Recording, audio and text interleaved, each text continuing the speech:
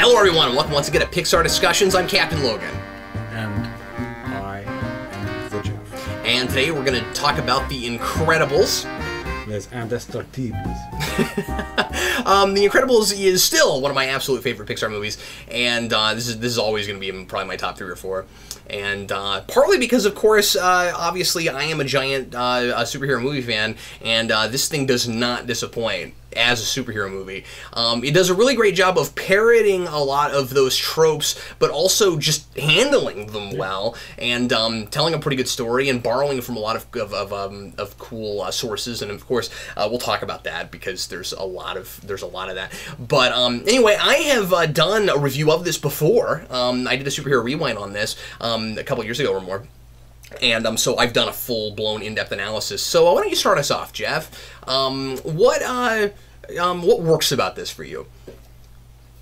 What doesn't? Yeah. The working up from the background. The soundtrack for this is brilliant. Yeah. Both when it is ripping off James Bond and kind of spy genre stuff, and also when it's ripping off kind of actiony stuff, and when it's just being itself. The music cues are really effective. The montage sequences have just these fun, groovy, kind of jazzy things that you just swing into and kind of let these things go by. I really like the family dynamics in this family.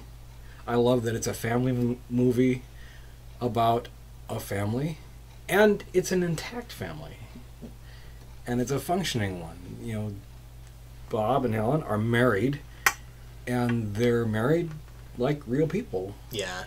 It's not a plastic marriage. It's not an Ozzie Harriet kind of thing.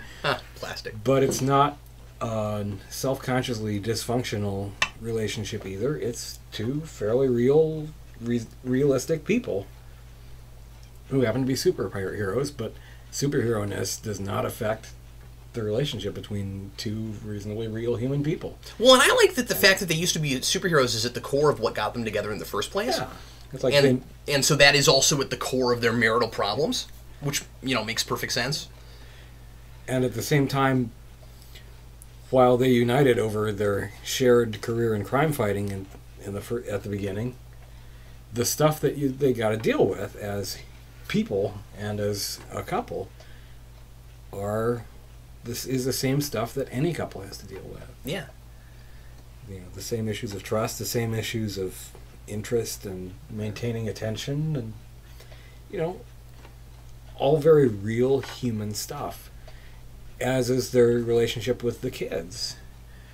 It's not the black and white kid relationship. It's not the rebellious child. It's not the good child. It's 2.5 children who are both members of a family and individuals, and both have their ways of figuring out what that means.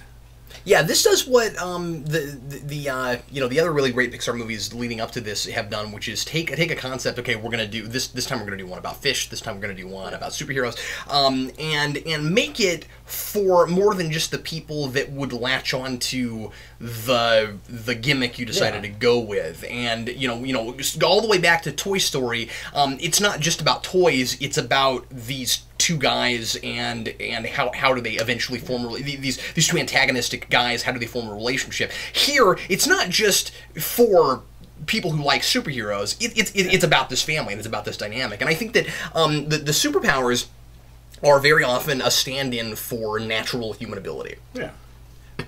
And so they're able to deal with, like you said, all of the things that a real family a family that's trying would go through, except that it's not just like regular human ability that they have to deal with. It's these superpowers. But if people really had superpowers, these are some of the problems that they would have.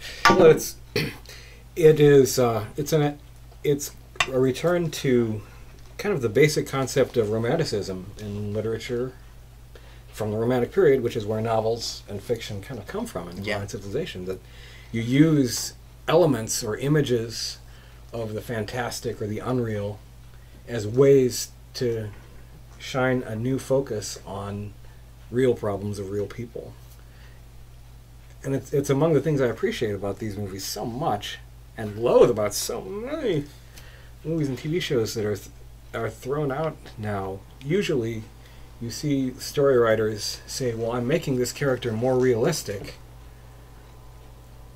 And what they mean by that is making sure that they're making the character more unpleasant to be around or to watch. Yeah, because it's recognizable. And what a lot of these movies seem to be House about... would be a good example of that. What a lot of these movies seem to be about is precisely the problem that a lot of those things have, which is oversimplification. These are very much against the grain on that, and they'll tell stories about how people try to oversimplify things, and showing you how certain parts of the human experience, the human condition, are more complicated than you'd want them to be. The flaws of these characters actually do give them humanity and depth. Yeah. As opposed to simply becoming the character, as so often happens when it's in the things. Well, it's such a tough line to walk, too, because people have flaws, but they're not just defined by them. Very often, you'll hear people, again, oversimplifying. You'll hear people that will write something that is not as great as this, that are like, my characters are great because they screw up all the time, because they have this one character flaw that completely defines them. And importantly, stories are about characters making mistakes and either learning from them or not learning from them, but that's the distinction. It isn't just that they make mistakes. It's that you're saying something with what they go through based on that internal conflict, and then hopefully also an external conflict that's related very often. This as I said, this was my problem with the later seasons of House. Yeah. That they got to a point where these characters made terrible decisions that had horrible consequences for their lives, and that also felt like, why would they do that? Because the person writing the story wanted them to screw up their life. Yeah. And that's not the kind of character depth that I've seen in any of the Pixar movies, is why I like them so much. Mm-hmm. Their characters, they have things in them that are good, they have things in them that are strong. They're not completely stupid just because it helps a story point turn. Yeah, it's important to remember that people, forgetting just characters, but they're fictional characters, but that human beings are not just defined by their flaws. Exactly. That's a really cynical way to look at people, and no more than they're simply defined by their virtue. Yeah, or by being able to fly, having super strength. But they kind of need both, right? Yeah. Look at this movie's villain, this movie's antagonist. Syndrome is he's not two-dimensional as much as he really does. He's a really bad person by the end. He does a lot of horrible things, but it's not like there wasn't something at the core of his character that could have been shaped and molded to make him a better person if he I would assume had the right upbringing, because we don't know anything about his parents, we don't know anything about his background, but this seems like a kid that just is unfocused, has the wrong kind of direction, but he's brilliant. And so there is something there. It's not like, what I'm saying is, even he as the bad guy isn't completely just defined by his flaws, it's just that he never had that mentorship. And I think what's interesting is that, and this helps to bring depth to that character, but also to Bob Parr's character, to Mr. Incredible's character, that, Mr. Incredible could have been his mentor. Yeah. And if he had allowed himself to be his mentor, this kid wouldn't have turned out the way that he did. Maybe not. But at the same time, or maybe he would. Or maybe he would have. But at the same time, was that his responsibility? And that's debatable. But the nice thing is, there's more to it than just simply, here's this obsessive fanboy and he went the wrong direction. Parr is somewhat responsible for that. At least whether you think he should be, whether you think that he should be, looked down on or reprimanded for that, but he does feel a certain amount of I would say guilt for that. And that's one of the most plausibly human things they give Mr. Incredible. Is that he cares about kids and kids' upbringing because he has children. And he's faced with this situation of Buddy the fanboy and then of Syndrome at the end, and thinks, well, I am kind of involved in this guy's character arc. Yeah. And I can't think what I would have done differently. But what I did obviously did not turn out good. What do I do with that? And happily, nicely, thank you, filmmakers. Thank you, Brad Bird Writing. We don't have that just shoved up our nose, but we're given an opportunity to, for just a moment, see that question through Bob's eyes and ask ourselves, well, what would we have done? What should we have done? Yeah. And how responsible should Mr. Incredible feel for Syndrome? Maybe a lot, maybe not much, maybe none, maybe entirely. It's left open. It's left for us. Yeah. And that's good because we needed that. Well, yeah, and I appreciate that you know, it's a movie that allows us to use our imaginations and make up our own mind, and it doesn't just, you know, I mean, we should talk about the ending after a while, but I mean, like obviously the movie in a narrative sense comes down in certain places because the bad guy dies at the end, and so he gets what was coming to him, that Judgment sort of thing. Passed, but Yeah, but at the same time, it doesn't just right out tell us what we're supposed to feel and think about everything. I think that this movie, through all of the eyes of its various characters, is a window into all of the different aspects and ways of looking at inadequacy, both inadequacy and you know, being great at things, and it's just the full blown spectrum of again, human ability,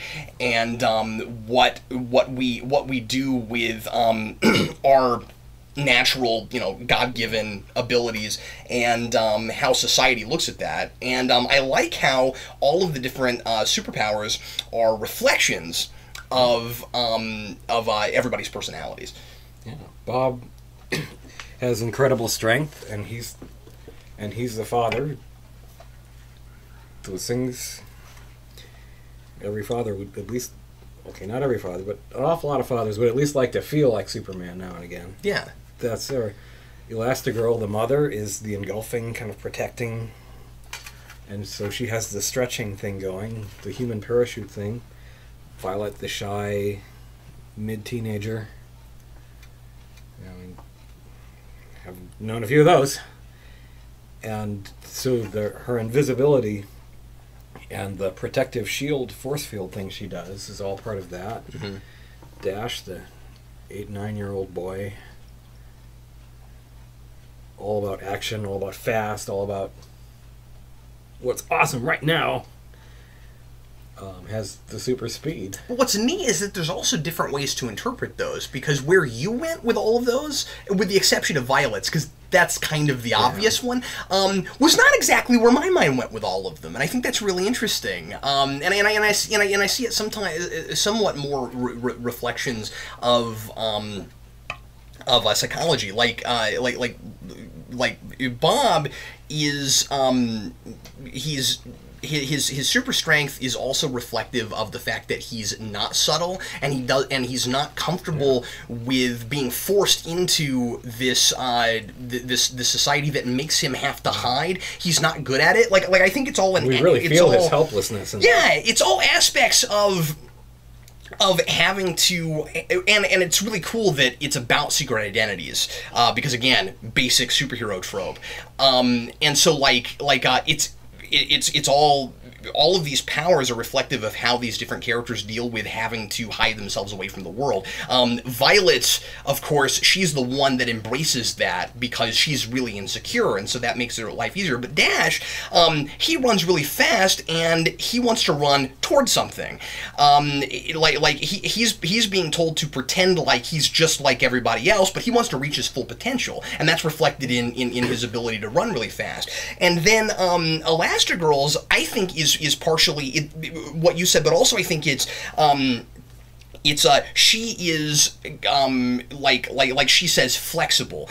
She's the one of the the five of them that is most willing to compromise, and so that's reflected in her superpower. So I just think it's kind of cool how they like conceptualized this because it's interpretable in multiple different ways.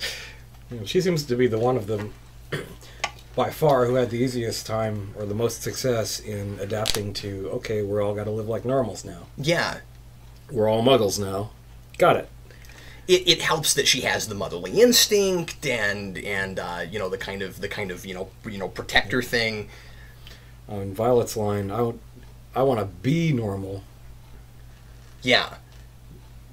Not only has the kind of mid-teen angst thing in it, but also has a trace of her mother's deliberate efforts to help her make sure her children grow up understanding that they've got to be normal. Yeah, that's right. And she seems to identify with her mother more than Dash does. Yeah. And Dash, of course, identifies more with his father because his father wants to relive the glory days, and Dash wants to open up and let everybody see he has superpowers. I don't even think Mr. Incredible is so much concerned about reliving the glory days as much as just being. You're right. Him. Mr. Incredible is. He just doesn't think they should have ever been over in the first place. Yeah. This is the only thing he knows how to be. This is the only thing he knows how to do. This is the thing he sees himself clearly having been made to do. I said that because the movie kind of keeps driving that point home, but I think you're right. There is a distinction because it's not about nostalgia. Well, it's partially about nostalgia, but I think when you get to the end, it isn't that he's no longer capable of it. If it was just reliving the glory days, it would be you're no longer able to do what you used to do. You don't have the ability. You don't have the physical fitness. He works out and gets his and gets his shape back, and he's as good as he ever was. Yeah. And Elastigirl doesn't seem to have changed at all. Well, a little bit. Well, a little bit, but certainly not as dramatically as he did. And the ways in which she has changed have less of a direct bearing on both who she is and what her abilities are. Yeah, that's exactly right. Than Bob. But no, I think that difference, though, that distinction between simple nostalgia, because others, including his wife, accuse him of simply trying to be stuck in the past. Yeah. The world has changed now. And Bob's... Yeah, even Frozone. Yeah. And Bob's response to that is that, no, it's not that the world has changed.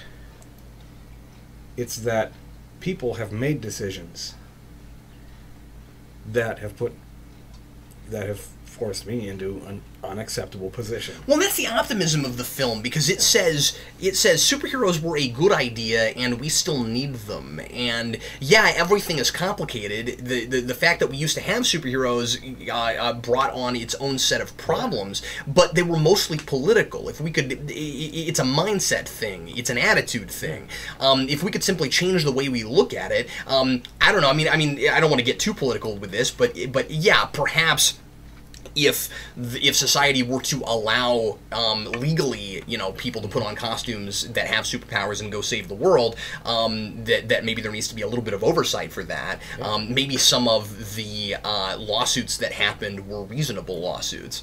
That sort of thing. But you get to the end, and importantly, the problem that the Incredible family solves could not have been solved by police officers. Importantly, the world really does need them. And so when you get to the end, they're still wearing costumes. There's a sense that perhaps they'll be allowed to keep going. And so you're right. It isn't just about him trying to relive the glory days. It's about the world. Like you said, the world didn't change. It forced change. And he can't be himself in the way society is forcing that on them right now, and the world kind of needs him to get to be himself. Yeah, so that's good. It's an example of a distinction that I think is very important and easily lost. There is no the world. Yeah, there is no times. There is no nowadays. There are a trillion people. Mm-hmm.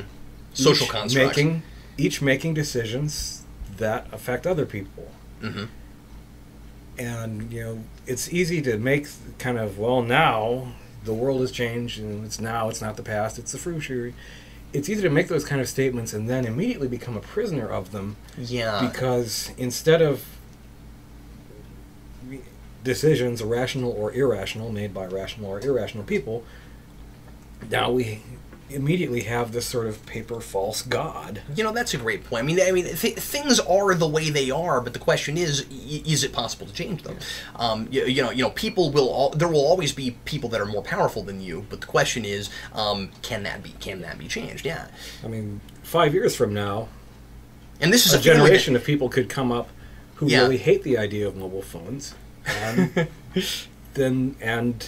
if that happened, people would stop making them, and we'd all be back on wires again. Yeah, sure. I don't think that's likely, but there's nothing to stop that. But yeah, all it takes is force. Yeah, all it takes is a massive. You're right. Yeah, you're absolutely right. It's the decisions of people. Yeah, that's a construction. And this is a group. And this is what I like about this movie so much. This is a group of people that lead by example. They get to the end and they don't change the world because they go around making phone calls and they tell people this is not fair. We don't like this. They would just get thrown in jail or sent to another city if they did that.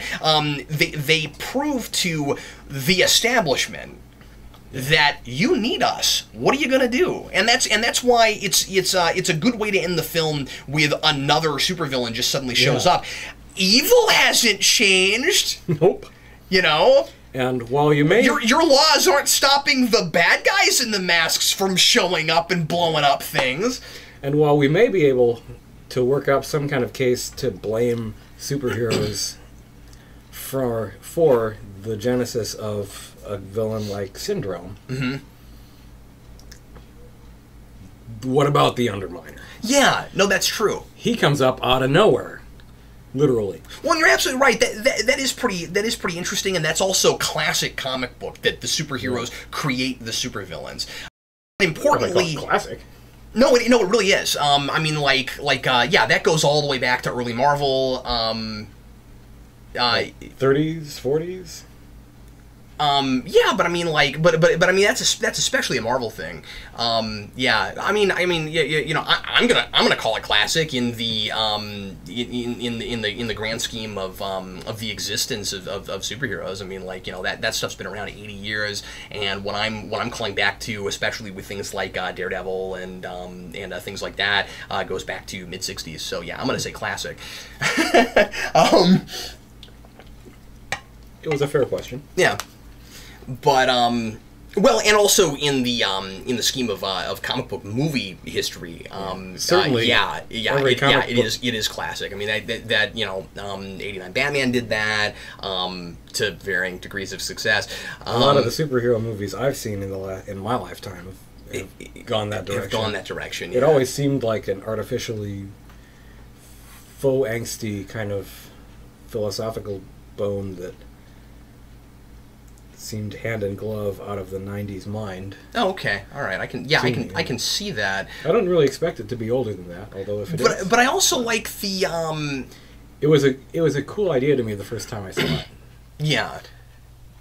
11th or 12th time I thought, okay, yeah, this is a way to make superheroes kind of responsible for villains and therefore make them morally ambiguous. So, okay. Well, you might be right. I mean, it's definitely more in your face now than it used to be. But I just mean that there was always kind of... there was a time when that had not yet been overused. I think this comes mostly out of Spider-Man. I mean, if you go back to early Spider-Man, you've got a lot of like Spider-Man fighting villains that would not have been around if it weren't for the fact that Spider-Man was around. And so he always has to question, am I helping or am I hurting more? And I never saw it as an angsty thing so much as just an issue of actions and consequences, dominoes falling down, that sort of thing. The question was always, would Green Goblin be what he was if he didn't have Spider-Man to kick around? And especially when you get to the second Green Goblin and you've got Harry Osborn who and this predates the 90s by a lot, where he certainly wouldn't have been the Green Goblin if it weren't for Peter Parker, so stuff like that. The concept that the Joker and the Penguin would never exist if there had not somehow been costumed superheroes fighting crime. I mean, what happens in the Incredibles universe if you reinstate the Keene Act? Yeah. Do the supervillains go away? This movie takes it and says, well, you know, superheroes can be responsible for their villains, but they're not responsible for all of them, that kind of thing. And again, I like that there's that question of, is he really responsible for Syndrome at all? You know, you can kind of see both ways on that, because if it wasn't Mr. Incredible, he, that kid with that kind of obsession, those sorts of sensibilities, he might have gone after some other superhero. You know, it could have been anything, and he might have fixated on something else entirely if there weren't superheroes around. What I'm saying is it the existence of superheroes that turn a kid into something like that? Wouldn't we still have fanboys of some sense or another if we didn't have that particular fandom? Isn't the issue really in his background, his upbringing? It's who he is. It's who he is, yeah. That is the problem. And so, if he weren't... If you weren't like obsessing over superheroes, and again, was it even in him to become a superhero in the first place? Was his heart in the right place? Yeah. Because the fact that he became a supervillain is probably because there was something there already. And so, what I'm saying is, if he had fixated on something else, he could have been anything. He could have been a car bomber. He could have been anything. He could have invented Windows and unleashed even greater evil into the world. One of the things that I was always really surprised by was how much Watchmen is in this movie. Yeah. And I just think that's fascinating, because somebody watching this, and I don't think that your general public outside of comic books probably knew anything about Watchmen when this came out. And certainly not a lot of the audience. It's certainly, if you had heard anything about popular comic books and the ones that people considered to be serious literature at all, keep in mind that Watchmen was on Time's like top 100 pieces of literature, like of all time. People had heard of it, but like that would have been about it. So what I'm saying is, a lot of people probably would have seen this and seen this as kind of an original concept, the idea of actually playing with the politics of superheroes and having a world or having a United States that creates legislation about whether or not it's okay to put on costumes and go out to save the world. Because in the golden age of comics, we kind of take all that for granted, and we just kind of have superheroes put on costumes, go out and save people, and we don't worry so much about the politics and the police and whether or not this is even realistic, whether people would allow these masked vigilantes to run rampant. We didn't think of them as vigilantes back then. The earliest address to that issue I can think of is in the Batman TV show. Yeah, I don't know. They were careful to state that Batman was actually a deputized member of the police. Yes, I see what you're saying. Yeah, exactly. So as to make his status official, and I guess help not to encourage kids to go out and emulate him. I don't know. I'm sure it's that kind of a thinking in 1966. Well, and also it's satirical. It's funny. Oh yeah. If like everything in that show, if he's a deputized member of the law, why does he need to put on a costume? Because he's Batman. Yeah, that was always kind of the joke. Yeah. So it's kind of at this time, at least, before we had the Watchmen movie and that kind of thing. It was kind of fresh. Yeah, I had to go back and do this. Read Watchmen at the time this came out. Yeah. I read Watchmen when the movie came out. Right. And then later watched the movie. This strikes me as a somewhat... I almost used the word... from you. Yeah, I think you did. I almost used the word cynical. I'm not sure if that's the word I'm looking for, because Watchmen is one of those things that gives you all sides of the puzzle unless you make up your own mind. The philosophies of people like Rorschach and Ozymandias and Night Owl are all so very different, and at the end, kind of everybody wins and nobody wins all at the same time, so you kind of get to make up your own mind about everything. Everybody loses. I'm not sure anybody wins. But everybody wins in the sense that that it's sort of a utopia for at least 5 minutes, and unless, except then, of course, Rorschach's blown up. Yeah. Well, that's true. Yeah. Okay. But for him, maybe that is winning. Yeah, because the world's never going to be what he wants it to be. There's no Rorschach in this story. No, there's not, and importantly, there's no and that's where I was going with this. And yeah, you're right. I don't know why I wasn't thinking about Rorschach. Yes, Rorschach dies in that, but I was just gonna say, obviously, it's been a little while since I thought about all this. You're right. fine, fine like this. You get to this, and there isn't a Rorschach, but importantly, there's also no Dr. Manhattan. True. And I feel like this is kind of the lighter, maybe not less cynical, but lighter version of Watchmen, where this is the world where at least when the government made that legislation, they didn't, and told all the superheroes that they had to take their costumes off, they didn't also exploit some of the superheroes and use them for their own means like they do with Nixon in Watchmen. Well, and this movie is willing to have good and evil. Watchmen is not a story that really allows either of those concepts to exist. That's one of the points of Watchmen. Mm-hmm. Nothing's good, nothing's evil, everybody's whatever. And that's one of the statements it's making about comic books. It's saying, well, let's do those archetypes, but in a world where we don't have good and evil. Yeah. And so this version of Ozymandias is genuinely a villain. Yeah, that's true. Syndrome's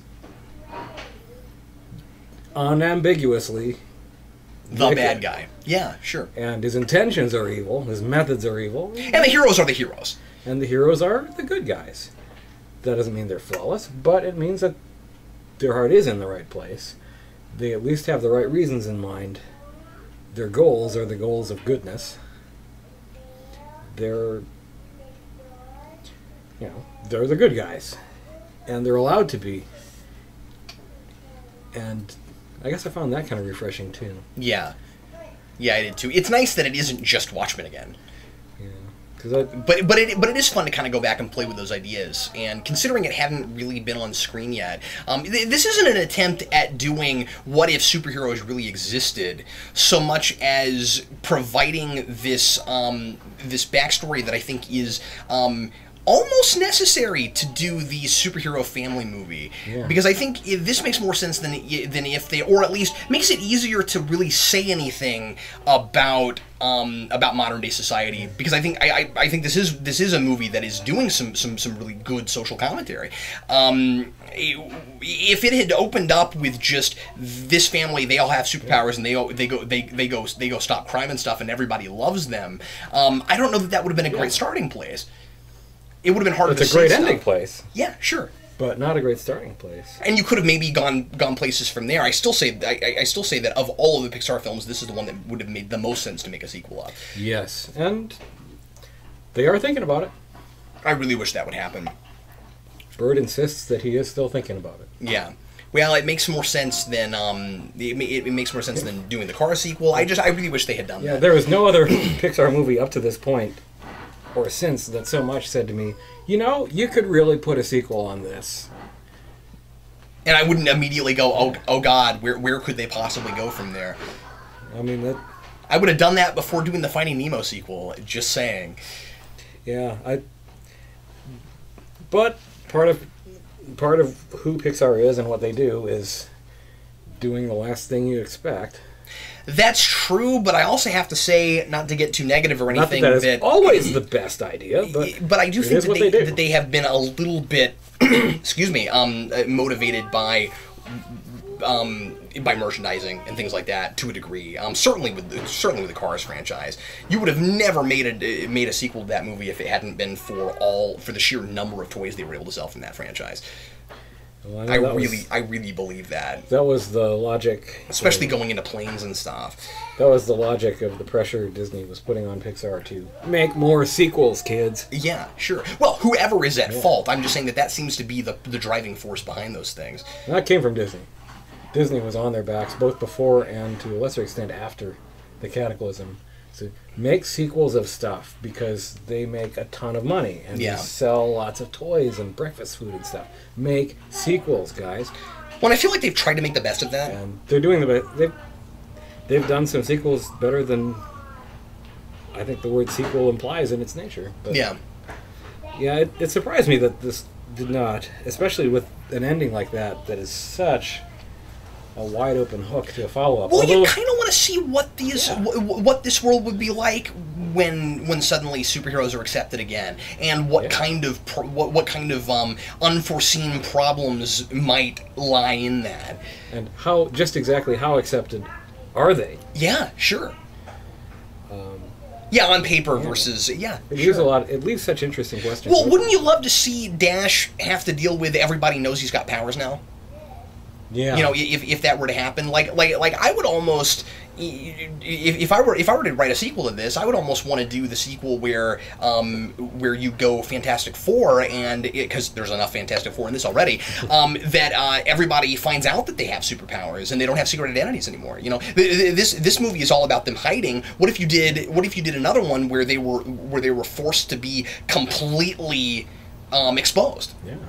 And would Dash like getting the world he thought he always wanted? I thought one of the great things about this story is how well balanced the family is. Yeah, I do too. All 4.5 of them really have a character arc, really have a personality. Right. And each one of them has their own journey.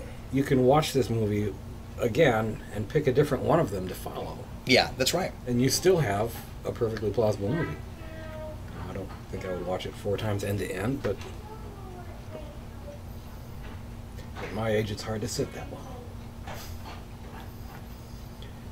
But, and that again, that's one of the 2 things that I think I love about Pixar. Number 1, lots more than just the one central character is a character. Yeah, yeah. And number 2... Well, here I don't think there really is one central character. I do think that this is an ensemble piece, yeah. And even then, the minor and supporting people have their colors and their stripes as well. Number 2, these guys understand the difference between a concept and a conceit. They don't stop with, hey, superheroes, any more than in Finding Nemo. They just said, hey, look, fish! Yeah, they actually explore. There's always exploration of the conceit, and there is always, at the core, a real story that is not just a manipulation of the conceit, but is its own real. It is a real story that exists within the envelope of the setting, or the gimmick, or whatever the marketing shroud is. And here we have Bob and Helen's marriage. We have their kids' different relationships with their parents and with their the rest of their social life. I like how much of a stark contrast there is between Dash and Violet, and how they really are like exact opposites. And then what's cool is, superpower-wise, you put them together and they're a force. Yeah. After fighting like only siblings can. Yeah. And which, how easy would it have been for that to get grading, and it didn't? Oh yeah. And again, it's because it feels like a real honest relationship, and like all together, all 4 of them. But then, like not only does the marriage work because they have problems, but they obviously like each other. The same is true of the sibling relationship. They you can tell they care about each other, and it's not that really grating, irritating, they're constantly at each other's throats kind of thing. I like that they didn't go a bully direction. You didn't need one of them bullying the other one. You don't have to go there. They have an odd sort of parity between them, as they should, and which is also what helps the combination of them to work when they combine the running sphere thing. Yeah.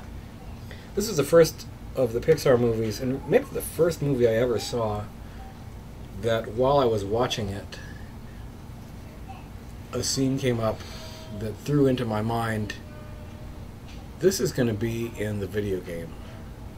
There's going to be a video game of this, and this is one of the things you're going to have to do, and that's Dash's run on the water through the caves. Yeah. And around the island.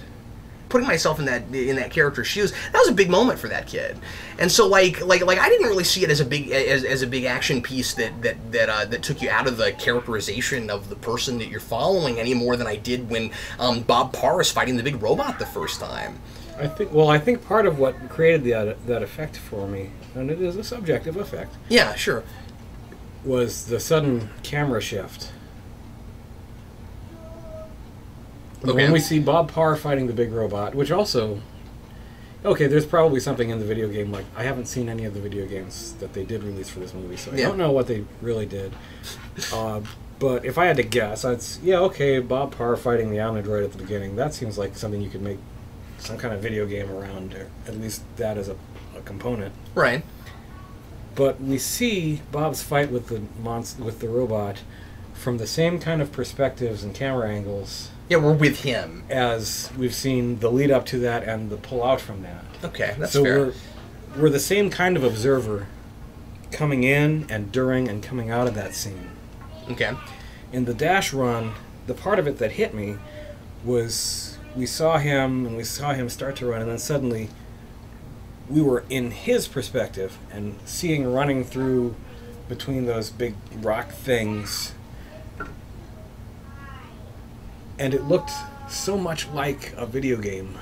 It looked so much like, yeah, if I was playing the video game, this is exactly the screen I would be looking at. Mm-hmm. And I think that's that a kicked problem. me in a different way. I just think that's a problem with the fact that video games are sophisticated, not with the movie. I mean, like that would be annoying if the whole movie was that way. I've certainly watched a lot of movies that have we wouldn't forgive them for that. No heart and not enough story to them, and it's just minutes upon minutes of that, and that's annoying because you could just play something interactive. But I mean, like, I just, to me it's like the fact that something reminds me of playing video really bother me. I don't know. It took me out. It took me out. But the thing is, it also is an action movie. I mean, I think it's fair that to mention that this is certainly homaging and aping the whole action genre. You mentioned spy thrillers and things like that. Like, it's not just superhero; it's also doing a lot of Bond things and stuff like that. Well, Bond movies are inundated with scenes that look like they would make for great video games because later they've been published into video games. Well, so yeah. I mean, like, I think you kind of want stuff like that, don't you? The difference being that normally, and at least the old way was for movies to be made, and then they say, okay. Are you just not liking that it was first-person perspective? Like, is that the issue? No, that's not the issue. Okay. Although the sudden shift in perspective was what drew my attention to it. Okay. The difference is that I see these action-y sequences in other movies and think, wow, action, exciting, wow. Explosions, chasing, wow, jumping. Right. And the old school thing was for a movie to be made with as much interesting, exciting stuff in it as possible. And then they sit down and say, okay, we're going to release a video game based on this movie. Mm-hmm. Let's see. Okay, here's a part we can put in there. Here's something we could put in there if we can figure out a way to implement it. Right. That one little scene felt to me like it was there because they had already started planning the video game and had already figured out, okay, well, this is going to be here, so we're going to put this scene in. Wow. It felt to me like it felt to me like a brief interruption where other merchandising we're going to be doing took over.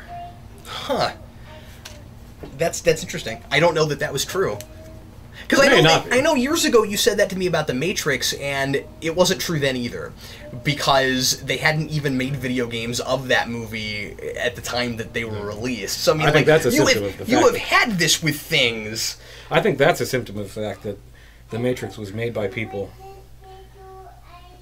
whose minds have been shaped by playing a heck of a lot of video games. Well, yeah, that's absolutely true. Yeah. And maybe all movies now are, but The Matrix was a movie that and of course showed that. Yeah, and of course there's there's what's becoming kind of a true and famous adage now that movies want to be video games and video games want to be movies. Pity. You kind of get that. I don't know. That's interesting. I wouldn't have thought of that. But that is not an enormous complaint. Right? That's cool. I didn't mean to belabor that. I was just curious about it because I was like, I didn't have that experience. When you get to the end, if we're gonna go to criticisms, I have always, and I talked about this when I did my rewind on it, and I'd like your take on it. I have always been really on the fence and not sure what I think about the fact that Mr. Incredible throws that car at Syndrome at the end. It still bugs me. I don't know what I think about it because the baby has been rescued. That was so unnecessary. And I've met a couple people who watched this movie and hated it because of that scene. Like, that was enough to say, this movie is bad for children because it's saying that the hero should kill the bad guy. What do you think about that? First of all, I agree with, in principle, with the idea that movies could be bad for children, and I would like a closer look at the library of the people who always want to say that. Because I think the people who say that the most often are also people who misunderstand greatly just exactly what the damage is and what it comes from. But watching that scene, well, it's always more about what's being said than just what we're looking at, right? So You what see are the connotations of that? the setup is this: the baby has been rescued. Syndrome is repeatedly. And he gets like 3 times. He says, "I will get your son at some point. I will come after you again and again. Right. I will get your son." So yes, the baby has been rescued at this point, but the threat is credible and real. But not immediate. And Just was not that the only way to immediate. solve it? Because you're not talking about... This isn't like General Zod at the end of Man of Steel, and I know you haven't seen that, but I mean, like a lot of people criticized the end of Man of Steel because of the way Superman handles Zod. And it's because it's immediate, it's right there. This is a guy with real power that is equal to Superman's. You look at this, and this is a kid with technology. You take the technology away from him, you throw him in a jail cell, there's nothing he can do. I don't know that the threat is immediate enough that was warranted from our superheroes. Also, Mr. Incredible has let him go a couple times already. And he keeps coming back. For him to come back. Yeah, that's true. So, at some point, okay, maybe he's not this instant making a second grab for the baby. Right. But at some point, I think that threat becomes credible enough to warrant action. What I do like about that scene is that the car he throws is the fancy-bancy black awesome car that he bought with his big money that he got from starting to work for Syndrome in the first place. Oh, I never even picked up on that. You know, they start the movie and That's he has cool, the yeah. little blue boxy thing, and his wife has the wood-paneled station wagon. Well, I remember he bought that, but I never put 2 and 2 together and realized that was the car he threw. So it's the product of That's cool. his wealth and that he got from working for Syndrome in the first place that he sacrifices to take out Syndrome's airplane. Now, he's Finally- not trying to kill him. Right. You know, he's that's taking- important. And finally, that is that. He does not throw that at Syndrome to Yeah. kill Syndrome. He throws that at the airplane to take the airplane down so that he or his family can apprehend Syndrome and take him to the proper authorities. Okay. Now, But it was before pretty they have a freaking chance- dangerous. yeah. But hey, they're superheroes. Yeah. Now, and before they have the chance to do that, Syndrome gets sucked into his own jet engine by the cape. And that's a payoff for the cape thing. And it's supposed to pay off like it was kind of his fault in the first place because he as much of a fanboy as he is about superheroes, wasn't smart enough to realize what could happen with capes, and he still has this fanboy naive mentality of being a villain is cool and I'm gonna wear a cape. Yeah. And the cape is a symbol of his own self-aggrandizement. Yeah. Which is what kills him. And that I'm totally behind. Yeah. I guess I'm still just not 100% sure about the situation. So yeah, the car throwing thing. No, the baby hasn't been saved yet. Yeah. He drops the baby about when Bob throws that car. No, that's not true. She's caught it by the time he throws it. Oh, that's right. I was Never mind. watching for that this time because when I reviewed it, I had to go back and check that because I wasn't sure. But yeah, because yeah. remember he wouldn't throw anything because he was afraid it would hit the baby. So once the baby is safe, then Then he throws it. Yeah, she's already caught it and she's dropping. She may have even landed already. I'm not sure.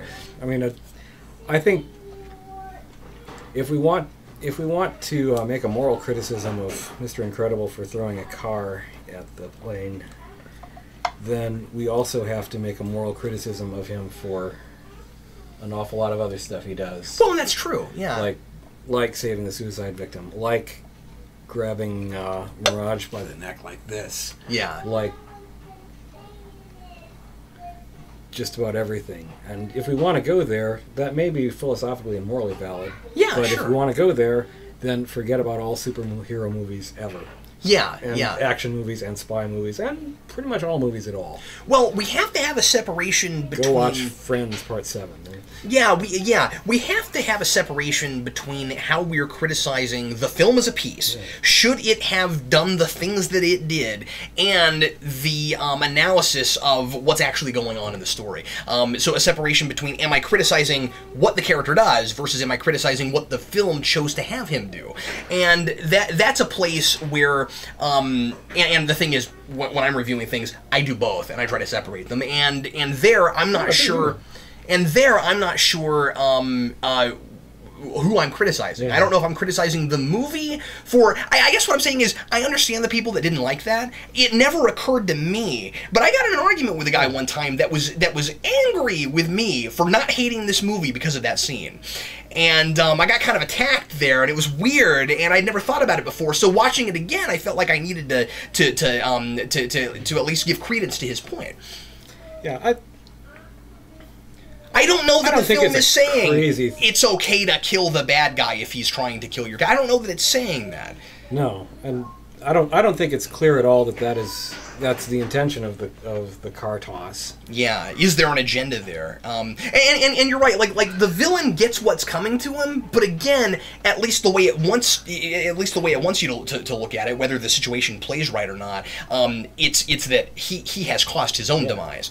It's not clear from that scene that the car toss is the only reason he got sucked into his engine. You're right. Leaning out the window of an airplane like that. This is wearing a cape. This is the consequence of his own decisions. Yeah. And it's possible that they could have had that ending would have played exactly the same way without the car toss.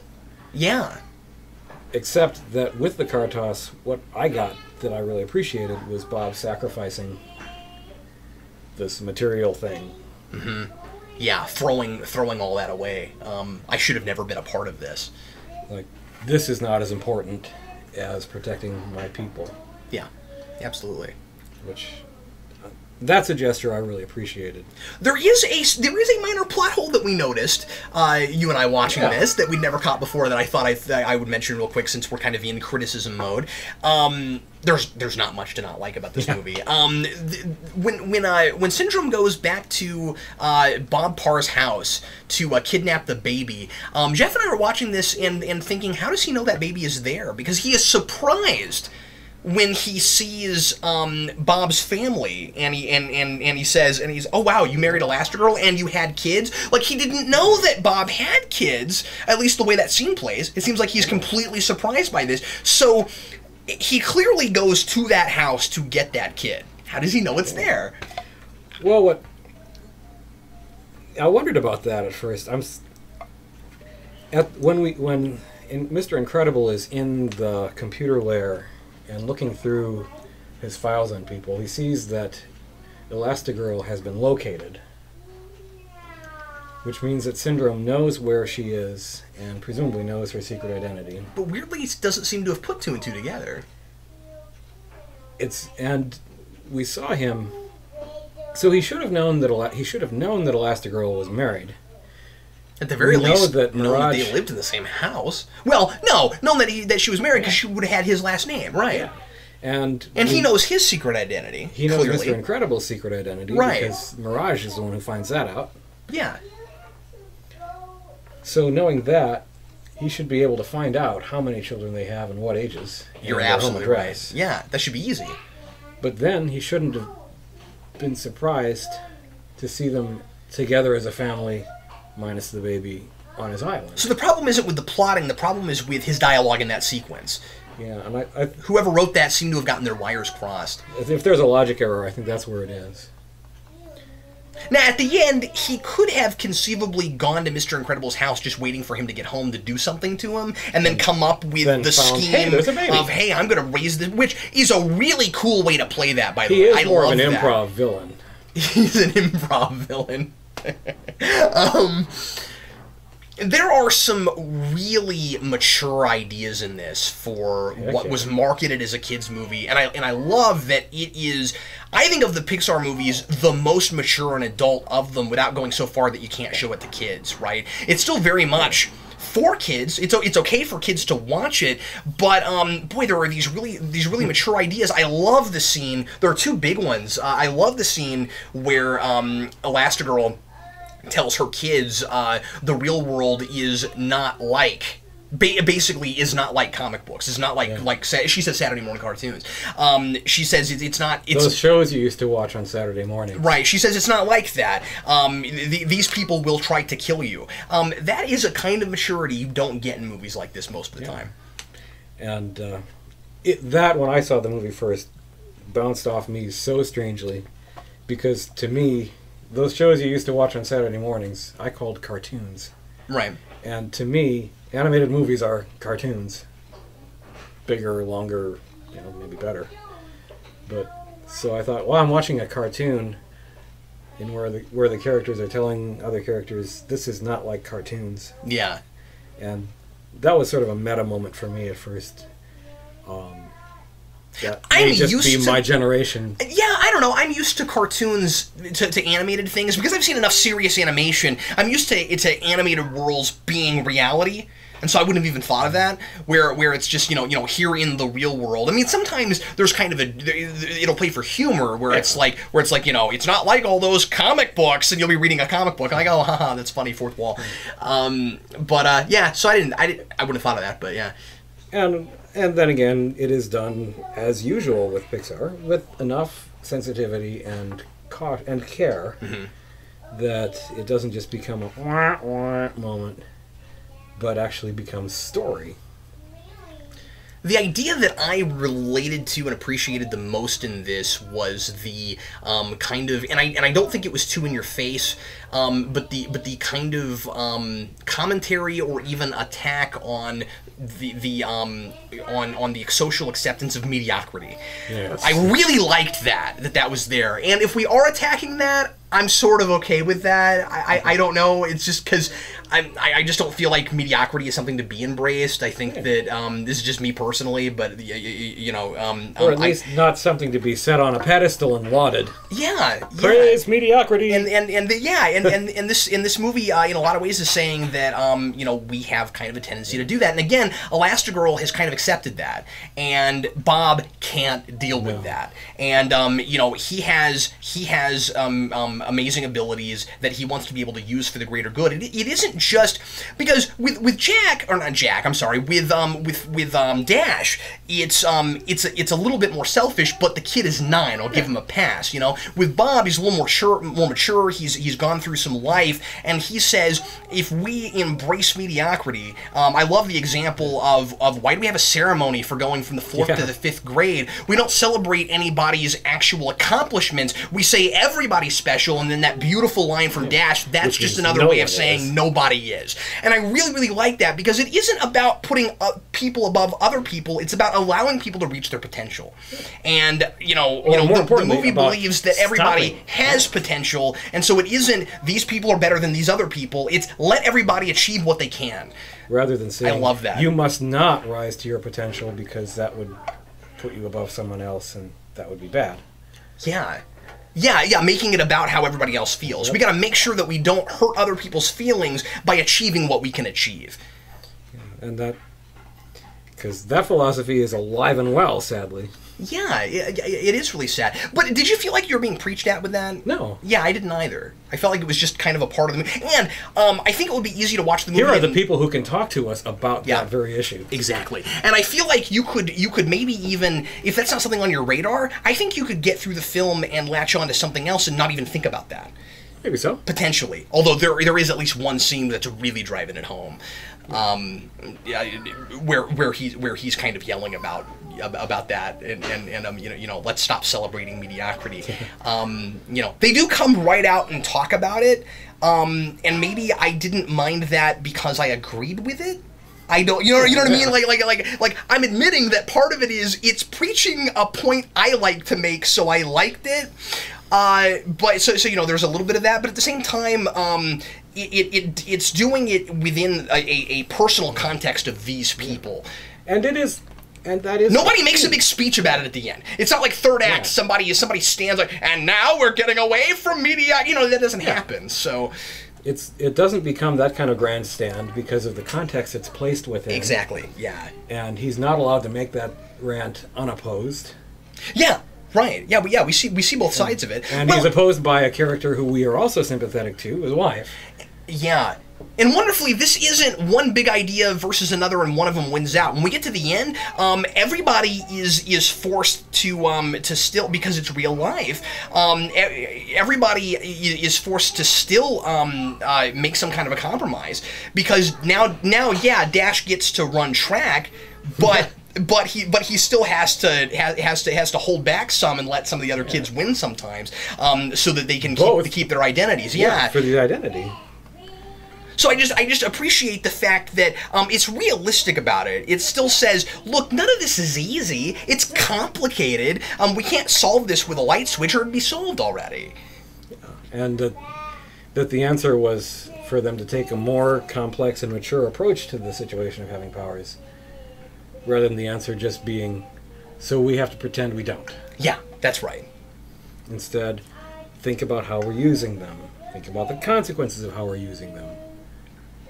If there were a way to be sure that everybody would respond that way to having powers, I would wish everybody had superpowers. Yeah. It's something to help us all learn to think about how we use what we have, yeah, and what the consequences are. Yeah, it's, I'm talking about how complicated it all is, but the simple part is everybody is different, and there's nothing we can do about the fact that you have what you have and I have what I have, except embrace those differences and allow people to do what they can do. It wouldn't be right either just between us as in our friendship, our relationship, or for the rest of society, if you weren't allowed to use your musical gifts because I don't have them. Exactly. That wouldn't be right. That would be stupid. Yeah. And not only does it wipe out all gifts to all people, but it doesn't mean I'm not still enormously jealous of you all the time. And it and that approach also obscures He's the a much more really important good thing. piano player. All right. But that kind of levelize everyone approach. Yeah. The even larger problem with it, I think, is that the motive behind levelizing everyone, at least in the society now, as I saw it in going to school, was not to make people who are less gifted feel bad. Not to send the signal that gifted people are better than not as gifted people. Yeah. Which, oh, yeah, all right. Yeah, I'm fully in support of that. But by saying that the answer, therefore, is to squash down the gifts until no one is any smarter than the least smartest. Exactly. Is to say that our fairness is based on the assumption that otherwise, in fact, that would create inequality, rather than saying, no, some of you are going to ace this, some of you are going to fail it, some of you are going to be able to catch a ball thrown at you, some of you are going to run away, and we're all different people, and we really are all okay. Yeah. Yeah, and it's the opposite. And I think of the most message importantly, was supposed to send. And it's hard for this not to get maybe a little bit political, because those politics are in this. But I try not to get into too much of that sort of stuff on the channel. But it's in the movie. It's hard not to talk about. The thing is, I don't like to think about it like there are people that are way better than other people. It's everybody is good at different things, and also if you'd like to be better at something than you are, then there ought to be avenues to try to get better at it. And sometimes you just don't have the aptitude. But I mean, like, I'm convinced that there is something that every person can get brilliant at. I believe that. That's my ism, but I believe that. Well, and it's by trying to get better at something that you find what you're good at. We learn who we are. Yeah. And everybody's normal pretty much makes that impossible. Well, and then Violet has that great line where she's like, what would this family know about being normal? And I think that extrapolating from that, there is no such thing. Yeah. what she doesn't realize yet is that nobody is normal. Yeah, right. Because, of course, that's what she wants at the time. That's what she... I mean, that's her whole character arc is learning how to not want that. I love the kind of the kind of fun contradiction of she wants to hide, and it's her ability to hide that makes that impossible. I think that's kind of fun. Because the others kind of want to be able to use their superpowers, and she wants to hide, and she doesn't want people to know she has superpowers, but her ability is to hide. I love that. It's really cool. No.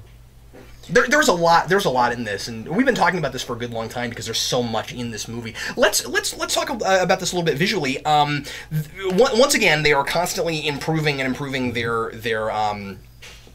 animation, and boy, are there a lot of details to pick out in this one, even more so I think than the Toy Story films and other things. And I've seen this maybe 3 or 4 times, and I kept catching on to things. Yeah, like Buddy's Junior Incrediboy suit with the little eye on it, where you can see the stitches that it's been sewn on because he did it himself or something. Yeah, it's something that I'm surprised they thought of that, much less going to the effort to make that visible. And then, oh yeah, it's Pixar. Of course they did. What did the pencils at Bob Parr's work say? Your life is in our hands. Yeah, oh, I love that. That's hilarious. And Vizzini straightening them all the time. These little things give so much life to it. The big technical thing in this movie, of course, was really animating humans well. And having all the characters be humans. And because they're all humans. There's not even a sea turtle in this movie. This is the first time. And usually that's a strike against a movie for me, but they did a very good job with that. This is now, what, the first of, I want to say 3? Yeah. That did all humans, or did mostly humans? I guess I'm counting 4, because I'm counting Ratatouille in that. Ratatouille is largely humans. But I mean, well, one of the it's at least got a lot of the main characters is and then you have Up, which is all humans except for the dogs and the bird. And then you have the dogs. Oh, you said that. And then you have Brave, which is mostly human except for the bears. And I haven't actually even seen that yet, so... Yeah. Anyway.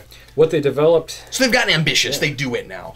What they developed was something they called the Universal Man, which was sort of a parameterizable model of a generic human. Thank you. I don't know that I would have had the ambition to attempt that. Well done. Should have practiced that word a little bit more. Like, with indestructibles.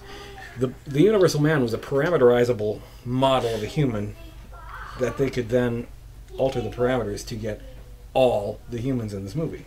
Oh. Nose shape, size, eye spacing, size. Now you say that, you can kind of see arm, leg length. They are all made off of one very flexible template. And the little homage is that when Mr. Incredible is in the Syndrome cave, flipping through the various superheroes that Syndrome has thrown against his machine and killed, the very first one is called Universal Man. Oh, that's cool. Okay. There were a lot of neat superhero names, by the way. Yeah. In the DVD commentary, we talk about that a little bit. I haven't watched that. And one of the animators comments there that the people designing the Universal Man template and the software to make that work were not even prepared for the things that were going to be thrown at them, such as when Dash is in the principal's office and there's a moment where the teacher, his head just fills the entire screen. And he's got that hilarious, like, hoagie head. Yeah. And but I mean, you have to make heads that'll look right, even at that. That was the most exaggerated of them. That guy's flat hoagie head. There are a lot of kind of odd head shapes in this to me visually. And Edna too has kind of a funny shape. Edith head. Yep. And this Mirage's head actually has this kind of almondy thing to it that. Boy, that is a character. I know we're jumping everywhere. That is a character that easily could have been nothing. Yeah. Could have just been like a two-dimensional henchman, and like I find myself liking her by the end, and kind of feeling bad for her, you know. I mean, like, because Bob has every reason to kind of grab her throat when he does, but then like she's not on board anymore, and she's redeemed. Yeah, she is. Yeah, she's the chick in the Bob refreshing movie to see characters that do that these days too, right? Yeah. That was definitely a big 70s thing. Because like 2/3 of the Bond movies have, you know, the villain has the girlfriend who is going to turn sides. And Mirage's turnabout in the Bond movies, the girls turn sides because Bond has sex with them, which of course magically transforms them. I don't know anybody who has that kind of power. Only James Bond has that kind of power. But that's his superpower. So those are superhero movies. That's true. Mirage's transformation comes about because a moment comes up where what's evil about Syndrome's character is finally so plain to her and in her face that she cannot overlook it anymore. Yeah. Well, and it's neat that you know, she doesn't have superpowers, so it's her name that reflects her personality. She does. That's really cool. Mirage? You saw her in her kind of disappearing thing, and in the video that she sends to Bob, her business cards.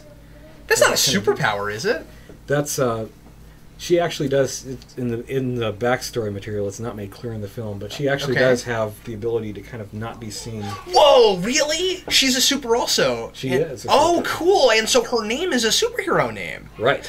Oh, that's cool. Thanks for that. I did not know that.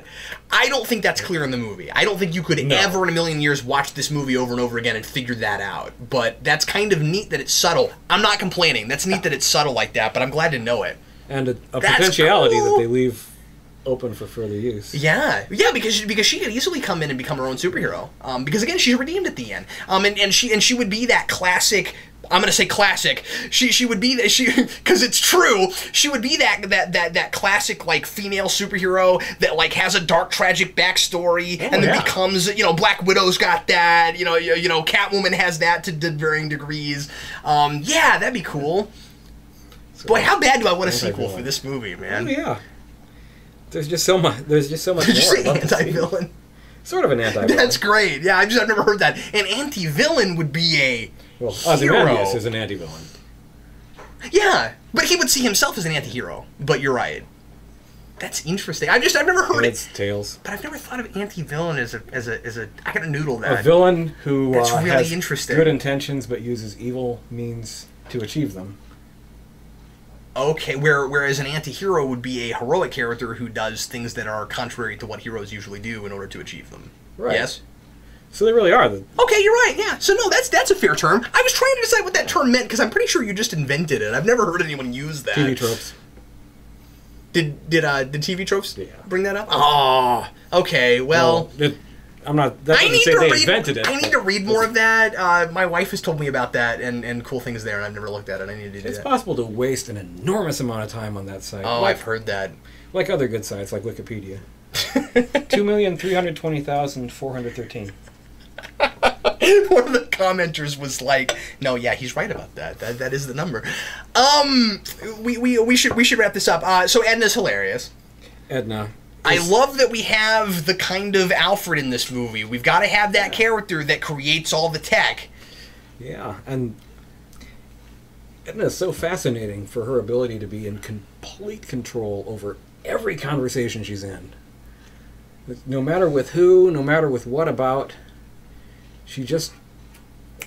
Yeah, and that would be so annoying, like dealing with her. But not any person could just suddenly start acting like that, because of course you have to have an ego the size of St. Louis, but also you have to a degree earn it. Like, yeah, there has to be some justification. Yeah, like you know, she keeps getting away with it because nobody can deny how talented she is, and that she is always right about everything she says. Have you noticed that? Confront the problem, fight, win. She's never wrong.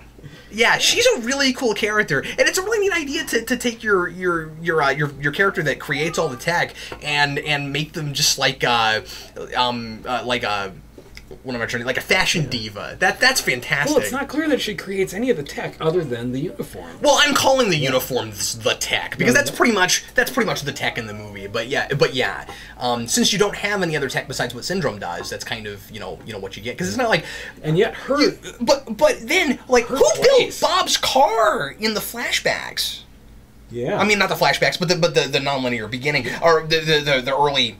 What am I trying to say? In the 15 years ago stuff. Who built that car? In the pre-Keen Act section. Yeah. The Supers have some kind of government backing.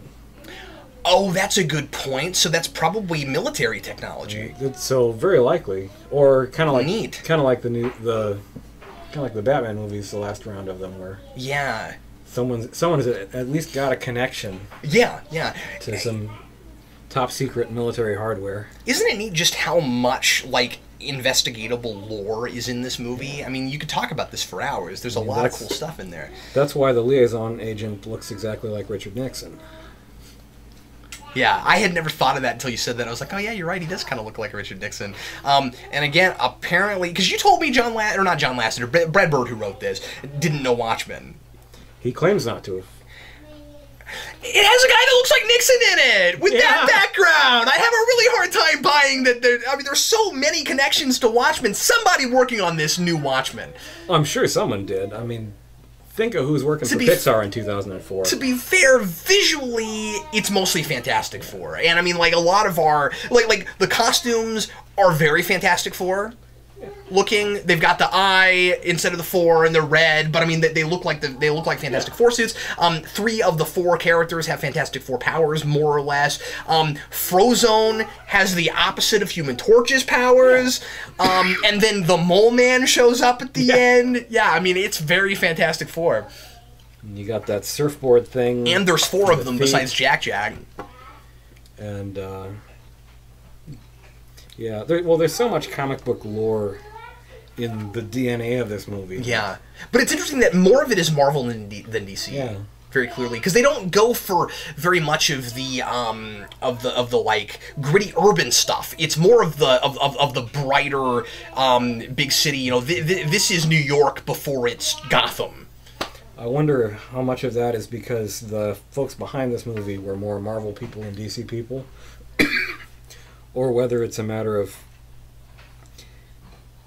they're going to be doing lots of homages to lots of stuff in here. Yeah. And it may just have been that corporately and legally, Marvel was more friendly to them than DC was. Yeah, but the thing about it is so much of it is homage and parody that they could get away with everything they did without fear of a lawsuit.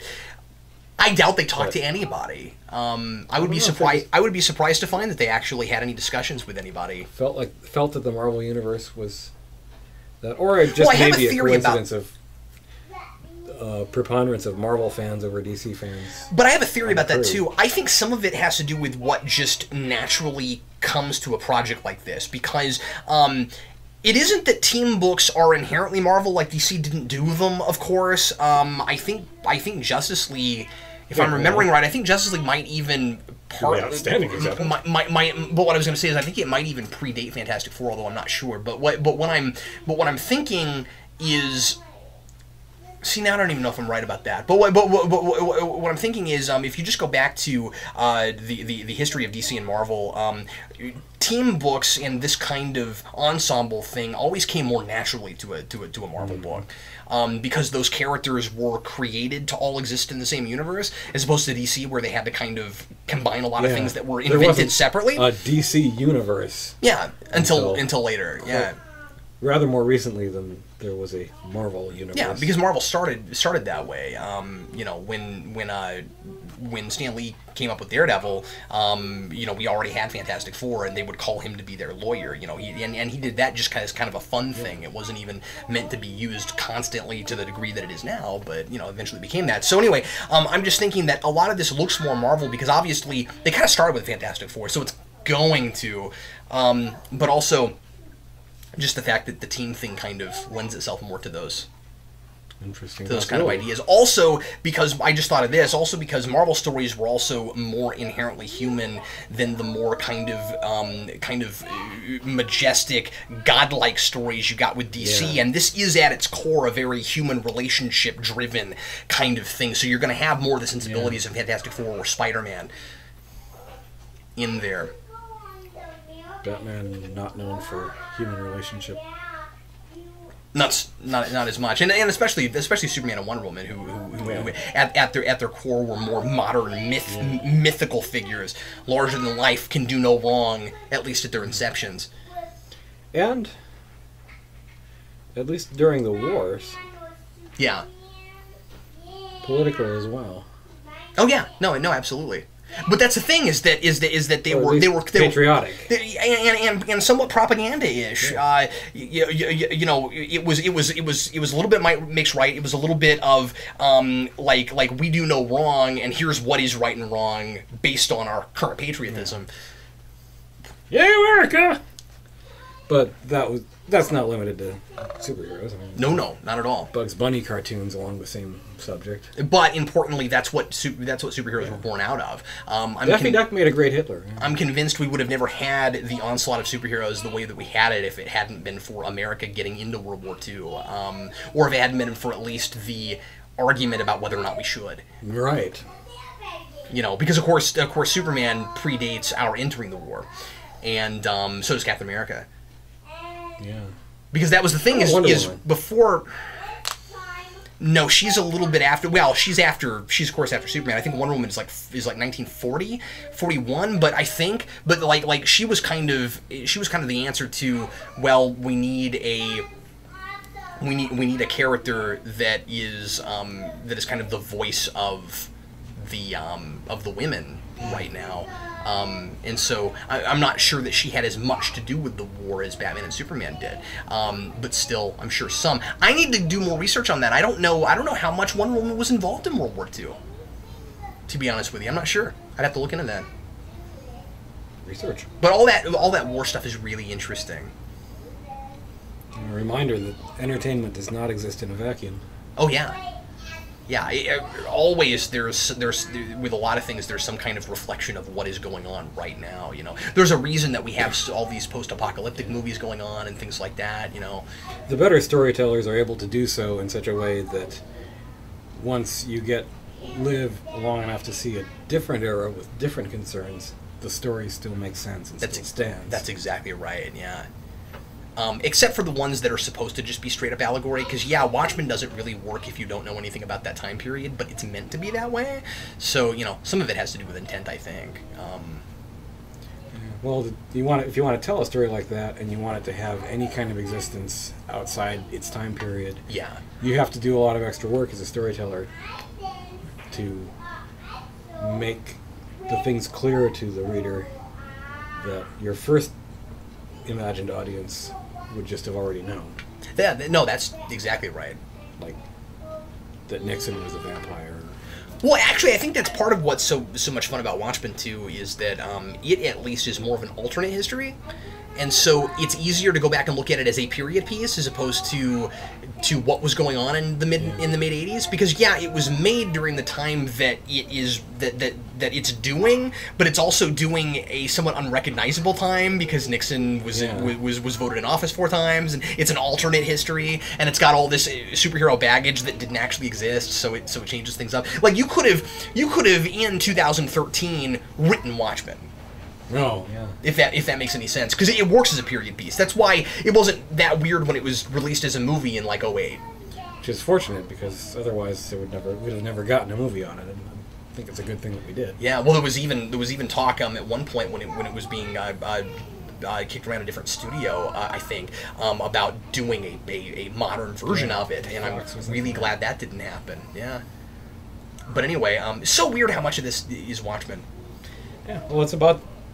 In many ways, it is about the same issue, and it's an issue that is natural enough. It permeates in the superhero concept that it's not crazy to think of 2 different people thinking to do this independently. Well, yeah, that's true. No, they may not have been independently, but if I'm presented with enough evidence to prove that it's independently, that would not break my mind. No, and it would be more impressive if it was, really, because they go to so many of the same places, and also they illustrate it in so many of the same ways. You know, doing all of the like newsreels and that kind of stuff about the old period. It feels really Watchmen. And not that Watchmen did it with newsreels; it did it more with a biographical book. But I mean, nice extra effort on Pixar's part to make that opening segment look visually old, with the film header coming across, with the little lines and things and graininess. Yeah, fuzziness and it's interesting because you never know really what time period you're in. It does that nice comic book thing of making it very ambiguous. You know, having modern or futuristic tech at the same time as somewhat older fashioned, sometimes somewhat older automobile designs, and then sometimes even just like totally we don't have that kinds of designs. Some of those cars are totally wacky. Yeah, and but. Oh, I've completely lost my point. Oh, I'm sorry. Oh, well, it can't have been that interesting. No, just their way of separating the past from the present without nailing either of them down to a specific year. Well, and it's nice because, you know, we've talked a lot about that with these movies, that they hold up over time, and that they're careful not to do, and they're careful about you said classic, and they're careful about not using too many cultural references, stuff that's right now. We've talked about that a lot. I think here it's more important than anywhere. Absolutely. The closer you are to the real world, visually and in milieu, the more careful you've got to be about stuff like that, about creating inappropriate and unhelpful connections to real life for the viewers. Because not all connections to real life are helpful. Well, Geoff, everything is possible, but not all things are helpful. Which one are we doing next time? I forgot. Isn't it Cars? It is Cars. Ah. Yeah, which will be interesting because Planes just came out, and you know, I actually really like Cars, and a lot of people don't, so it'll be kind of fun to talk about that. Yeah, I'm looking forward to it, and then we're as we go along, we're gonna get up into the ones that I don't know as well. I've only seen WALL-E a couple times. I've only seen Up a couple times, so I'm looking forward to getting back to those again, and because these I've all seen a bazillion times. Yeah. Well, thanks again, everybody, for watching, and this was a really long one, but I just felt like there was so much. What was it? Incroyable. Yeah, the French release of this was Yeah, you're saying an awful lot of French right now. I'm sorry, say that again. Les Indestructibles. Les Indestructibles. Except in Quebec, where it was Les Incroyables. Which hit me just because when Mr. Incredible meets Bon Voyage... Yeah, I love Bon Voyage. And Bon Voyage addresses him as... That could have been a Tick villain so easily. Bon Voyage. Monsieur Incroyable. Yeah. Which looks at least like a cognate for Incredible. But only in Quebec French was the movie titled that. Weird. The France French release was Les Indestructibles. Go fig. Yeah. Well, I imagine in the movie they went for the more phonetic thing, or the not phonetic, but the one that sounds more like the actual word, just because that's what it's called. But and that's the family's name. Right. Huh. Yeah, that's really interesting. The Indestructibles. The Indestructibles. That could have worked. Yeah. They could have called it that, except that they're not. But if they were, it would decimate a number of the story points. Yeah, exactly. No, it's always funny when you have a superhero or a villain that's called something like that. Like you remember the live action Tick? He killed the Immortal. The Immortal. And he got killed. The Immortal dies in the first 3 minutes of that episode. In hindsight, obviously that was the only thing that could possibly have happened. He was in fact not immortal. Well, everybody, thanks again for watching, and we'll see you next time. I'm Captain Logan. I'm not Captain Liberty. You're not Captain Liberty. I'm the Geoff. See you later.